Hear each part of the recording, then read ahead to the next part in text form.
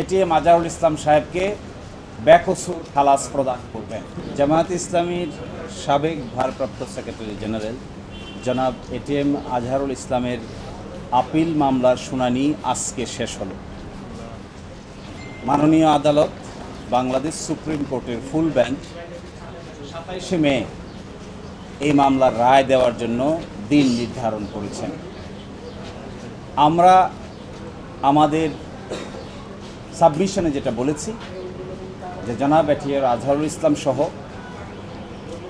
মাওলানা মতিউর রহমান নিজামী, জনাব কামরুজ্জামান, জনাব আলী হাসান মোহাম্মদ মুজাহিদ, জনাব মীর কাশেম আলী, সালাউদ্দিন কাদের চৌধুরী সকলেই সিন্ডিকেটেড ইনজাস্টিসের শিকার হয়েছেন এবং জনাব কাদের মোল্লা সহ সকলেই একটি সংঘবদ্ধ অন্যায় অবিচারের শিকার হয়েছেন। এই সিন্ডিকেট কারা ছিলেন, কীভাবে ছিলেন তা আমরা আদালতে এবং আমরা একজনের স্বীকারোক্তিমূলক জবানবন্দি যা তার বইয়ে তিনি উল্লেখ করেছেন সেটাও আদালতে উপস্থাপন করেছি।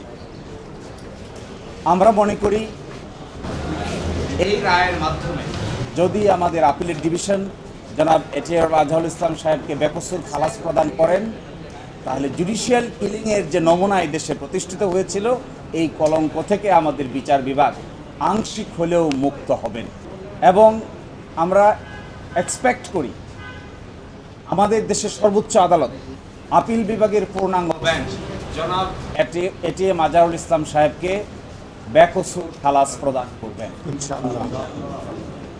আমরা এটাও মনে করি যে নজিরবিহীন নির্যাতন এবং নিপীড়নের মধ্য দিয়ে বাংলাদেশ জামায়াত ইসলামী পার করেছে, এই রায়ের মধ্য দিয়ে সকলের মধ্যেই নতুন করে প্রাণ সঞ্চার হবে এবং এইভাবে বিচার বিভাগীয় কলঙ্কের মাধ্যমে কোনো একটা রাজনৈতিক দলকে অন্যায় অত্যাচার এবং নিপীড়নের শিকার করা যায়। বাংলাদেশ জামায়াত ইসলামী এই দেশে তার একটা ক্লাসিক এক্সাম্পল। কিন্তু যারা এই নির্যাতন নিপীড়ন করেছেন, হত্যা করেছেন, ফাঁসি দিয়েছেন, এনফোর্স ডিসঅ্যাপিয়ার করেছেন, আয়নাগর বানিয়েছেন, শেষ পর্যন্ত তাদের শেষ রক্ষা হয় নাই। এখান থেকে সকলের এই শিক্ষা নেওয়ার বিষয় আছে। সকলকে এখান থেকে শিক্ষা নিতে হবে যে নির্যাতনের রাস্তা, নিপীড়নের রাস্তা শেষ পর্যন্ত ভালো ফল বয়ে আনে।